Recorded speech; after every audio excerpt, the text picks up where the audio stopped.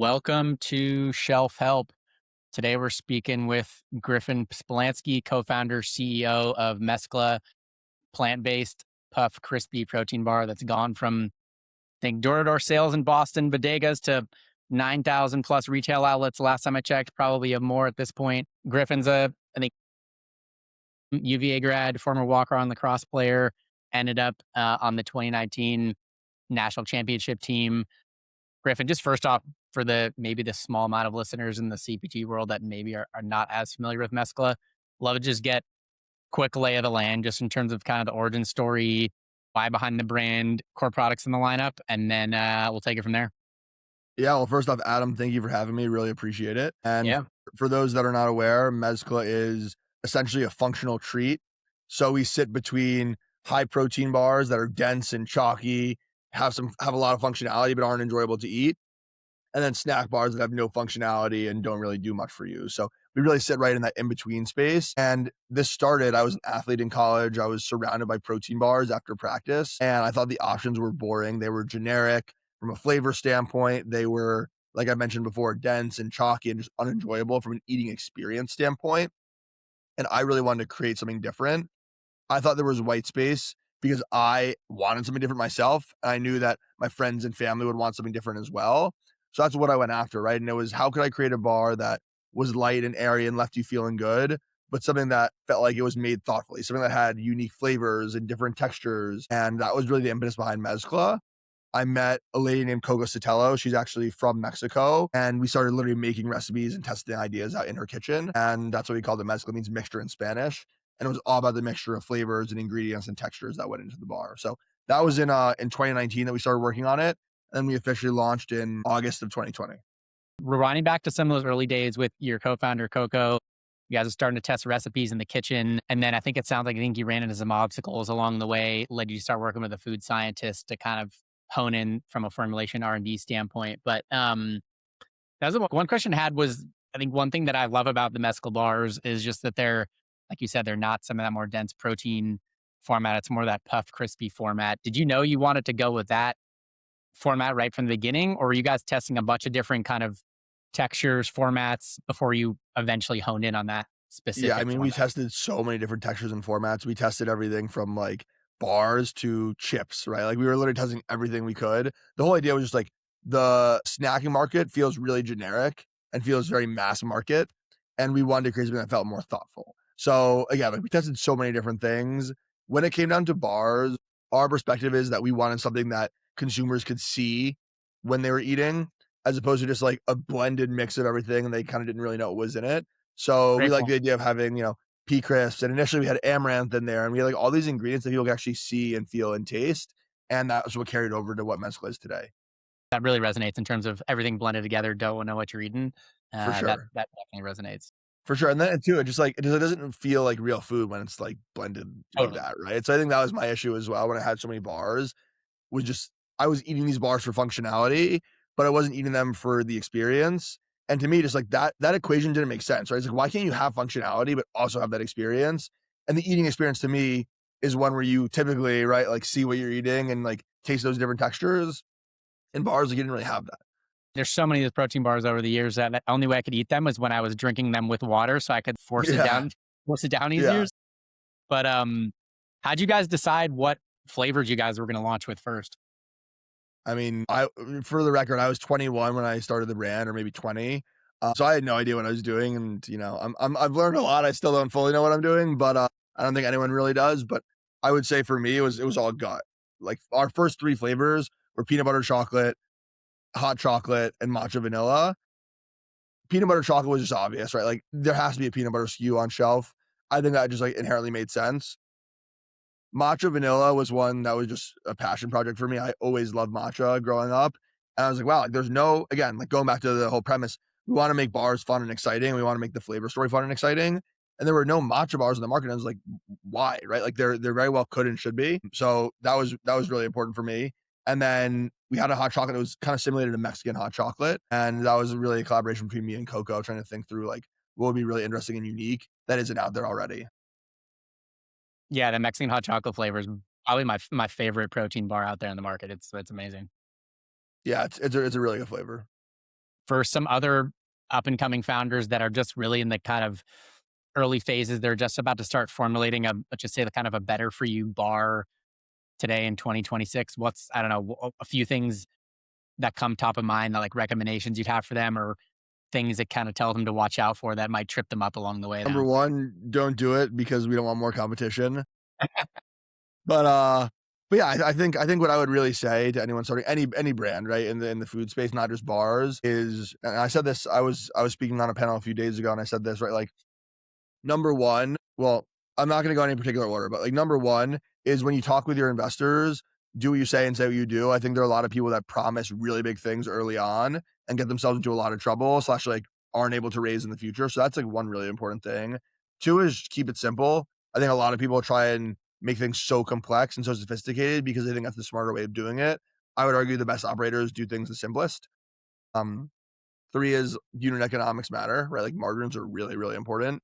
And like economies of scale do help slightly as you scale. But in the end of the day, like having a really poor margin, just expecting one day that that's going to flip due to economies of scale is a bad strategy, in my opinion. Mm. And then number four, like just create a product that people want and a product that's really good. Again, like it's really simple. The equation is really simple. Like you need a product that people want to buy and you need a product that can make money, right? And then like the middle part is like, how do you get it from like your warehouse to them in a very efficient way? So like that's kind of how I think about it. Simple, but not easy. From a commercialization standpoint, like fast forwarding a little bit out from those early days, testing different formulations and doing that kind of benchtop R&D. At some point, I assume you got to the point you nailed down the formulation, and then you started searching for co-packers, finding the right one, finding it's gonna be a good fit for you. What did that process look like in terms of starting that search for co-packers, transitioning to one, and really scaling up with co-packers? What did that look like? I mean, shameless plug for Keychain now, but I think it's much easier to do it now than it was in the past. So go to Keychain and find a co-man that way. If you're in search of one, that's what I would say I would do now if I were starting a new CPG brand. But in the past, I mean, I was just literally hitting people up on LinkedIn. Hey, like, do you know any good bar co-mans? Hey, do you know any like good co-mans in general that could connect me to bar co-mans, right? So like, it was all about just connecting. It was also on social media too, in terms of like Instagram, not really Facebook, I guess anymore, but like Instagram, right? Like hitting these people up and just literally asking them for help. I think Yeah. that was the biggest unlock for me, is realizing how receptive people in the CPG industry are to helping. So I would definitely push that angle for sure very hard. And by the way, like we're still, how do I put this diplomatically? Like it's never easy to find the perfect co-man, right? You're never going to find the Of perfect course. co-man. So I would say in general, it's important to find a really good co-man that you can scale with, but it's also important to always have conversations. And we're still having those conversations with other co-mans. Yeah. So I think that's really important. A, to like, keep your co-man honest, and B, to understand what else is out there. Yeah.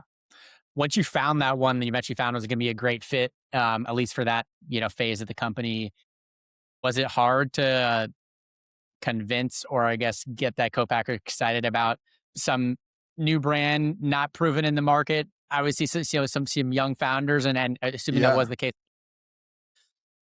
you feel like got them excited and kind of got them on the same page as you. Yeah, I mean, it's super hard. I went down, had this whole presentation ready to go for them. It was clear that I was very thoughtful about, what I put on paper. So I think that was really helpful and scored points for me for sure. I also know that they were looking for business because one of their big customers was just acquired and went to a new co-man. So that was really helpful for us as well. But yeah, it's very hard. You have to sell yourself. You have to sell the idea. It's always helpful when you show that you've raised some money as well, because they know you have some backing. But yeah, I mean, everything in life is a sales job, in my opinion. Whether you're selling your co-man, whether you're selling the company, whether you're trying to raise money, whether you're trying to sell to a buyer. So yeah, just another aspect of sales. And this time you're selling yourself and the dream. Yep, totally. On the same topic of kind of supply chain production side of things, I think I saw recently you had posted on LinkedIn asking for Dice pistachio supplier recommendations, which kind of just got me thinking, like, what does a supply chain look like for Mezcla, as much as you're willing to share, and kind of how have things like raw material sourcing changed as you scaled up? For sure. Well, what I'll say is a few things. Number one, when we initially launched the brand, we always had a country qualifier in front of our flavor name. So for example, we had like Japanese matcha vanilla. We had Italian pistachio chocolate, and we had to source all of those ingredients from that country. So that actually really restricted our supply chain. For example, Italian pistachios, right? Like if there's a drought one year, or there's an issue with the crop one year, it's very hard to get pistachios from Italy. And by the way, like Italy is not one of the top 2 or 3 producers of pistachios in general. So like off the bat, even if there's a good year for Italy, right? As you scale, it gets harder and harder to get supply of pistachios. So we removed the country name because that was really constricting our supply chain. And now what Mhm. we've done is two things. One, try and lock in annual contracts to make sure that we have the supply there. And two, have secondary and tertiary suppliers to make sure that if there's an issue with our primary, we can move on to that secondary and tertiary option. So I would say like that's the biggest thing for us. And to your point, we went from producing 50,000 bars year one to, producing hopefully 20 to 30 million bars this year, right? So like that obviously equation changed a lot as you continue to scale.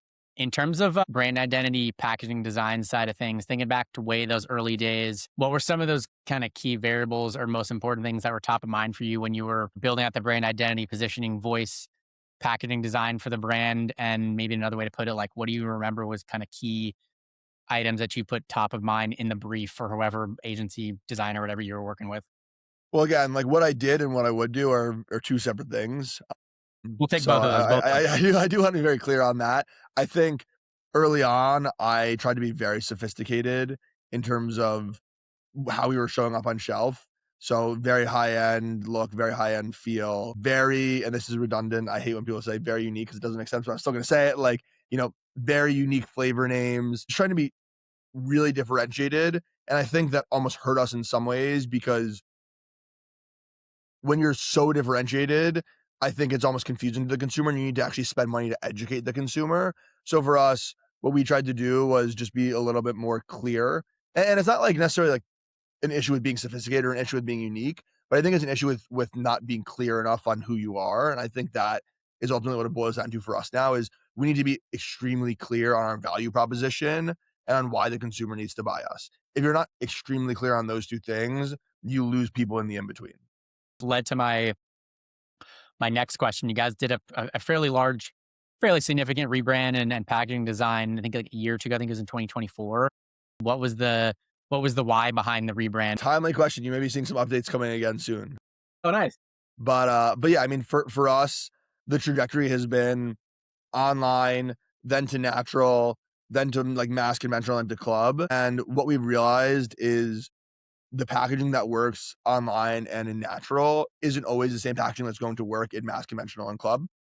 So for us, the big thing is, and it goes back to what I was saying before, like how do we even be more clear on shelf? And that's what we're trying to do. And that's what we were trying to do with that updated branding was like, how do we have more clarity? When the consumer's walking by the shelf and they look at your brand for 2 seconds, like how do they exactly like immediately know what you are and what you stand for? And that's what we were trying to do. Like before our flavor names were smaller, before our calories and protein call-outs were smaller. So we tried to like make everything a little bit more clear and a little bit more effective in Yeah. communication. How I know the brand wasn't 10 years old at that point, but it was still, I mean, it definitely had a fairly strong brand presence in the market. Definitely had some loyal following, loyal fans, I imagine. When you decided to go through this rebrand and going through the process, how are you thinking about balancing that need for a fresh look? Obviously, there's a reason you're doing the rebrand in the first place, the redesign in the first place, versus keeping some of those, legacy familiar brand elements to those existing, loyal fans when they're walking down the aisle in the store. One can be able to find it right away, and two, just feel like it's still what they kind of know and love to a certain extent, if that makes sense. Well, yeah, I think there are two things here. Number one is we did a soft changeover. So basically what we did is we had all the boxes on shelf that were old. And then as we had new boxes come into market, the new box would be sitting right next to the old boxes. So it'd be very clear, hey, like this is still Mezcla. Like this is just an updated version of Mezcla. You would have call it like an old Mexican hot chocolate flavor next to a new hot chocolate flavor. So people were very, very clearly understood like this is the same brand. So that number one was really helpful for us. Outside of that, we still kept core elements of what we were doing before. So for example, the product showing up really large in the front of the pack is really important for us. The brand name showing up very clearly on the front of the pack is really important for us. The flavor names by and large staying the same is really important for us. So they were improvements and updates. It wasn't like we went from, Mezcla with this big bar in the front with this Mexican hot chocolate flavor to, a different name, or even Mezcla with like different flavors and not showing the bar in the front, right? So like, we still had a lot of consistency between the two packaging formats. And that was really helpful for us as well. Look, I think there's a happy medium, right? If you're shifting things too frequently, I do think you run into issues. And I think I've been a culprit of that, honestly, in the past. But I think if you're not changing things based off of clear, direct feedback and clear direct signals, like for example, like velocity signals or Amazon reviews, whatever it is, right? Like whatever you're looking at, then I also think that you're stagnating. So I think that's an issue. Yeah. From a go-to-market retail standpoint, started going door to door in Boston, selling into bodegas up there. Ultimately, I think getting into, I don't know, 50, 75 doors before you landed with a distributor in the Northeast, which I imagine started scaling up doors more rapidly. Rest is history at this point. Might just be obvious you're already living in the area, but why Boston specifically as the starting point? It's a great question. It was really New York and Boston. Boston made sense because one of my friends, Will Bernicky, was actually working for us part-time and he lived out of Boston. So he was literally like going door to door, hitting all these places, talking to a few distributors in the area. So it made a ton of sense. Whereas I was in the city, I didn't have as much time to go door to door because I was focused on so many other things in the business. So that was like more of a natural market for us, just given the personnel that we had at the time. The chicken or the egg problem when it comes to distributors is you need accounts to land distributors and you need distributors to land accounts. Like, how did you figure out how to climb over that wall, let's say? I mean, my perspective on this is if you can accumulate call it like 30 to 50 accounts in a large city in the US, call it like for this example, like Boston or New York, right? Because that's where we were. And you start to make it much easier. And by the way, like those accounts need to work with one distributor, right? Like, or need to at least work with the same distributor. Let me put it that way. So for example, if you can get 30 accounts that work with Rainforest in New York City, right? Or 30 accounts that work with Checks in the Boston area, right? Like then it's easy to go to Checks or to go to Rainforest and say, hey, look, like we're already selling into 30 to 50 of your accounts. Why not just take us in? And at that point, they know that they're going to be getting cash because it's a decent, not large, but at least it's a decent business. So like that's kind of Yeah. the way we did it. And then we got a small distributor on board. And then for the larger distributors like the UNFI and the K's of the world, you really need to get one of their anchor accounts. So you need to get a Whole Foods or a Sprouts or a Fresh Market. And that's how we went that angle. Now, Okay. if you had to ask me, like, would I go about doing it the same way again? I would probably say no. I would actually I would focus geographically and I would focus channel specifically. But I think I'd go after a larger retailers in the beginning. I'd start e-com and then I'd go after larger retailers from there and then build out the smaller retailers after. That's probably what I would do right now, just because it's a very expensive and difficult game to play and it's not very high dollars, but it is good for visibility. So there's a Yeah, trade-off. totally. What should brands understand about DSDs that maybe some don't, and how they differ between those bigger guys like the UNFIs and the KQs? Be careful with DSDs. That's the one thing I'll say. I mean, they can be really great, but they're expensive and the contracts can lock you in. So just be careful. That's all I would say. Cool. That's super helpful. I've definitely seen you talk about getting growth, but with a really focus with a big focus on profitability, which seems obvious, but maybe not as obvious to some people. But definitely respect that approach. And seen you talk about how you're saying, you say no to accounts if you don't think you're going to be able to hit profitability fairly quickly. What does that actually look like in practice? Can you share an example of an account you decide to say no to because the metrics or whatever data you're looking at indicated to you that you were not going to be able to hit profitability fairly quickly? So to me, it's more like broad P&L based, if you will. So for Okay. example, I think that sometimes bringing on accounts that will help the business grow a lot can maybe justify if they're not profitable in the first call, like 6 months to a year. Of course, there needs to be profitability on the horizon. But what I would say is the way I think about it is it's number one, profitability, but it's also a function of how much cash you have as well, right? Like there is this balancing act between growing and being profitable, especially in the beginning. Like if you want to push growth harder, sometimes that means you need to invest more, which obviously in the end of the day means you're probably going to be less profitable. If you want to grow a little bit slower, that's okay. You invest less and EBITDA is a little bit higher, right? So like there is that balancing act. So for me, like it really is a function of cash and like our plan. Basically, my goal has been like, how do we about 2x year over year? And how do we do that with being as profitable as possible? And again, like if cash in the bank is really high, then we can talk to our board of directors and say, hey, like maybe we're going to push a little bit more aggressively and it'll be a little bit less profitable, but instead of 2xing, we'll 3x. And then vice versa. If cash in the bank is a little bit lower, then maybe we pull back and say we're only going to 1.5x this year, but profitability is going to be a little bit higher. But the one that I will say, like by and large, the most important thing, I said this earlier in the conversation, is unit economics need to be in a good place. Because if that's the case, you can pull back on spend pretty quickly.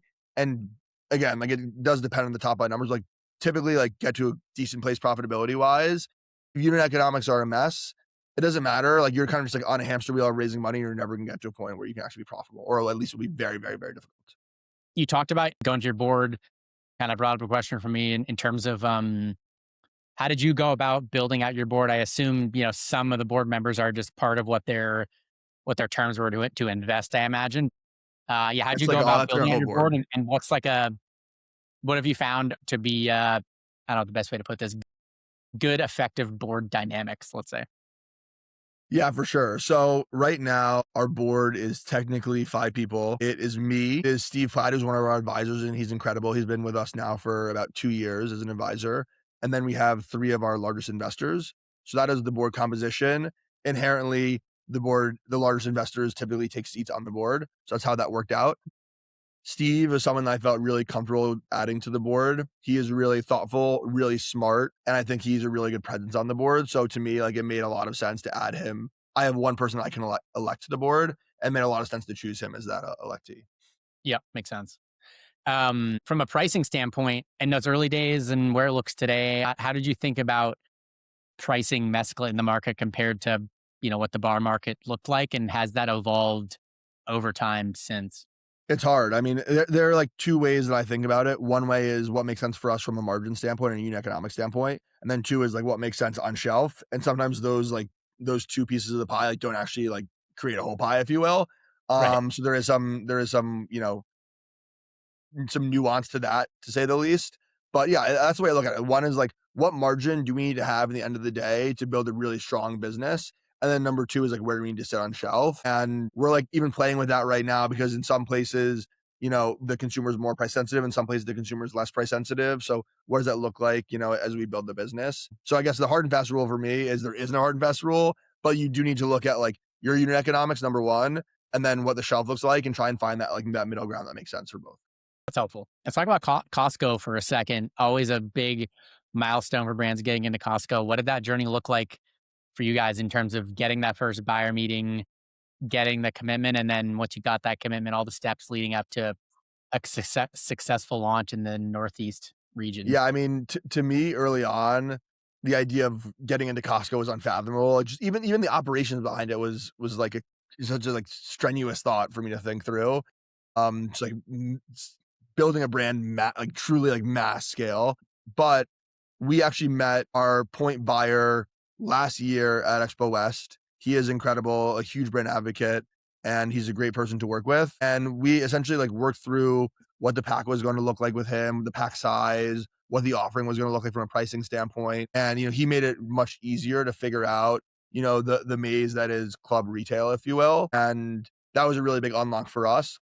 On top of that, we did bring on a broker as well who had a lot of expertise with Costco, because when you're launching into Costco with no previous Costco experience, like I mentioned before, there's a lot of nuance that goes into it, and there are a lot of costly mistakes that you can make if you don't have the right people in the right places to help support you. So, the way we thought about it was like, we need support from a great buyer, which we have.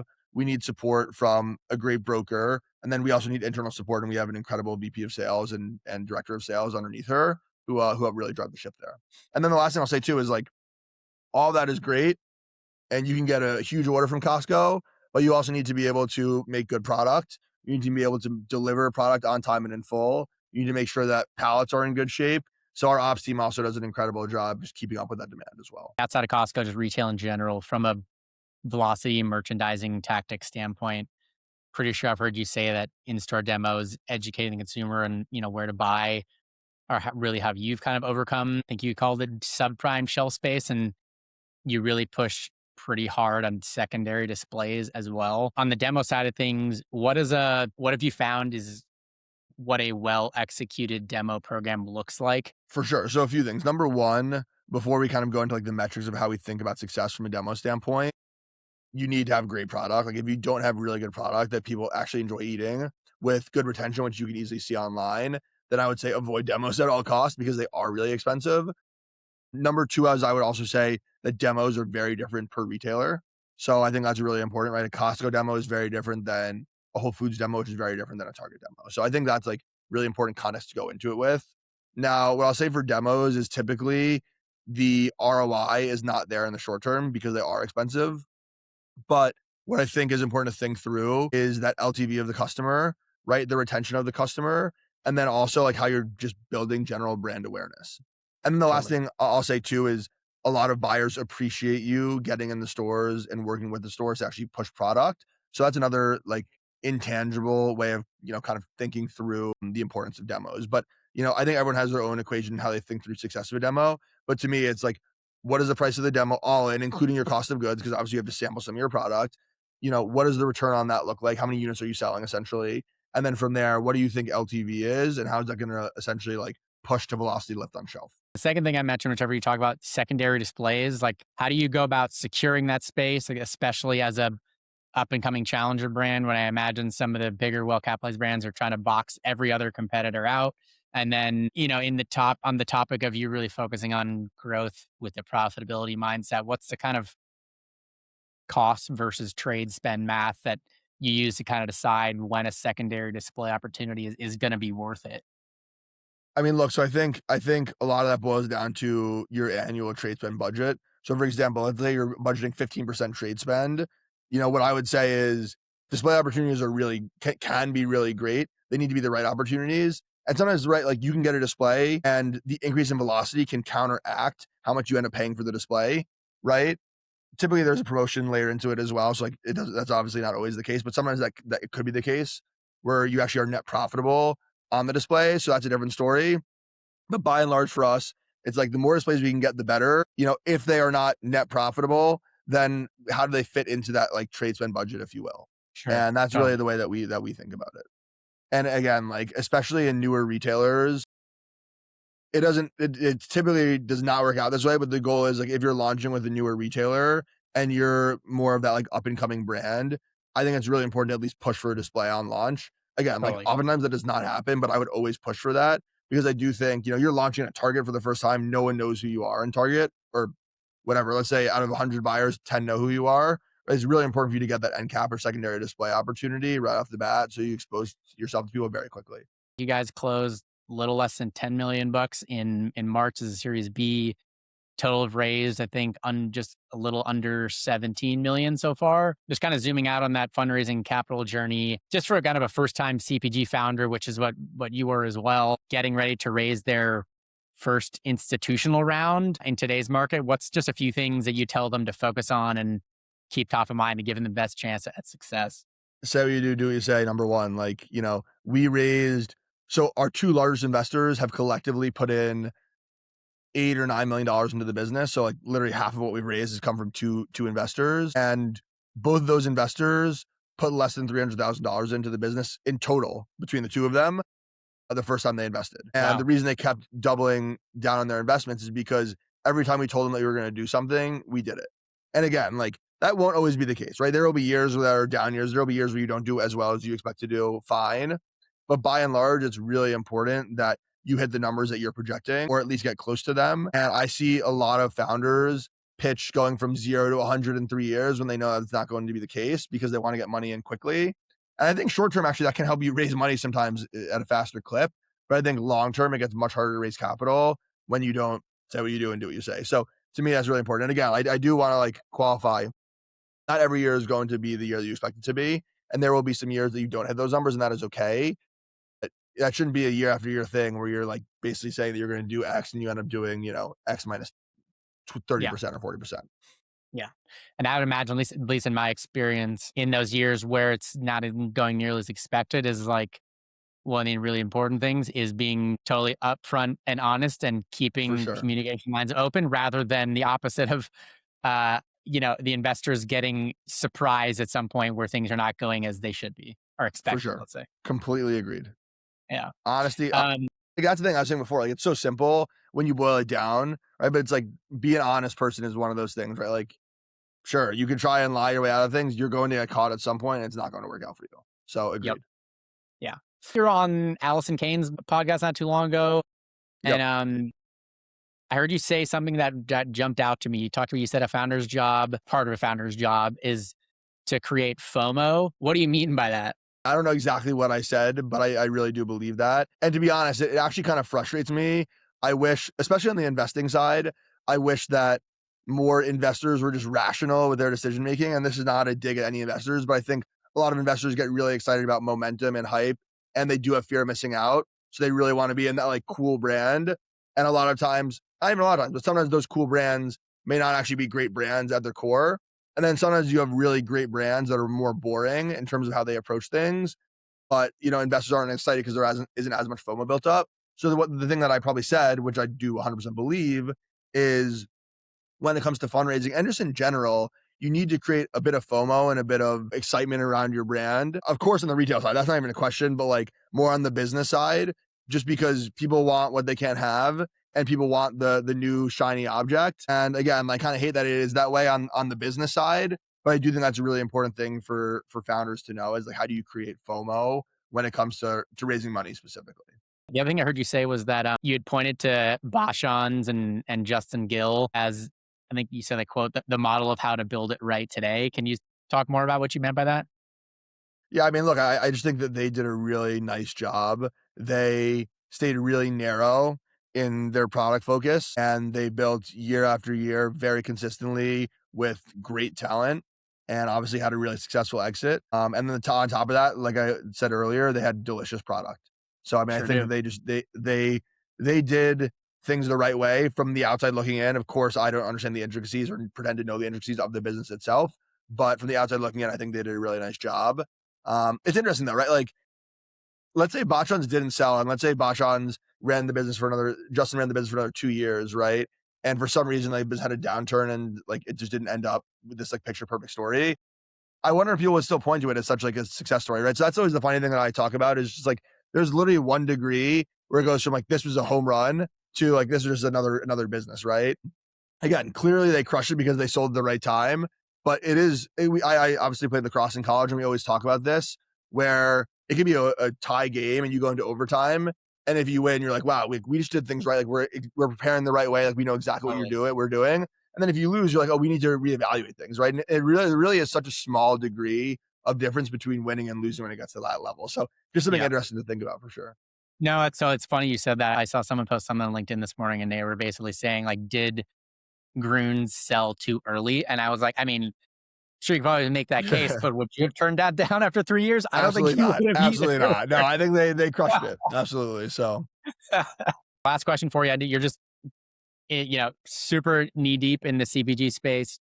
Outside of Mezcla, maybe let's just even say outside of the bar category in general, any specific brands or just kind of trends in general in the CPG world that have just been kind of piquing your interest lately, things you've been tracking? Not that something you'd necessarily like pursue or related to Mezcla, but just something that just piqued your interest in general.